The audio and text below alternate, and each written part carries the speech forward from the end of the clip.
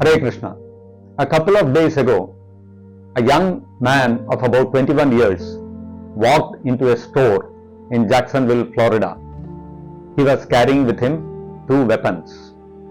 And it so happened that a lady drove up at that time, and this man pumped 11 bullets into the car and killed her. And he did not stop there. He walked into the store, and the first person he saw, he shot him dead.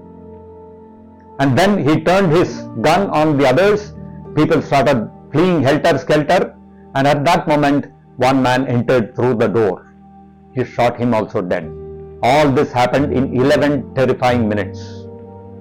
And by then the police arrived before he could kill further people, and then he turned the gun on himself and killed himself.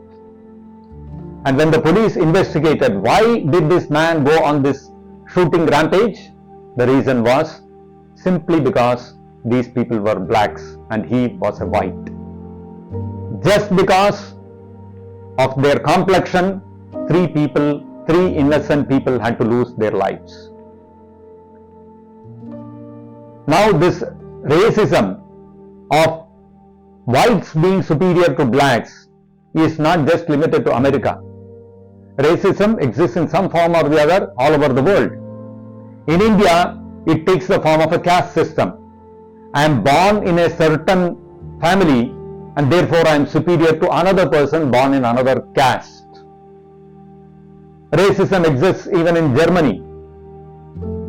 Not only this, all over the world, human beings think we are superior.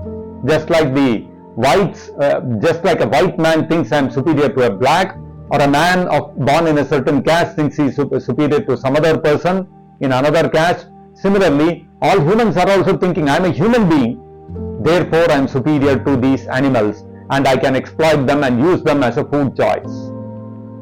So racism exists in some form or the other all over the world. Why? Because we have identified ourselves with the body. Reality is I am a tenant in this body only for a short period of time, not even 100 years. But I am thinking I am this body, and so therefore I think I am superior to another person born with a different kind of body. So how to come out of this bodily concept of life so that I can avoid this racism and exploitative tendencies? That is possible when we understand, as Krishna says in the Bhagavad Gita, Mama Ivamcho Jivaloke Jivabhuta Sanatanaha, that we are eternally part and parcel of God. We are eternally part and parcel of the Supreme Lord Krishna. And when we establish our relationship with Krishna and understand that all living entities are equal on the platform of the soul, all of them are equally children of God, then we can overcome this racism and exploitative tendency.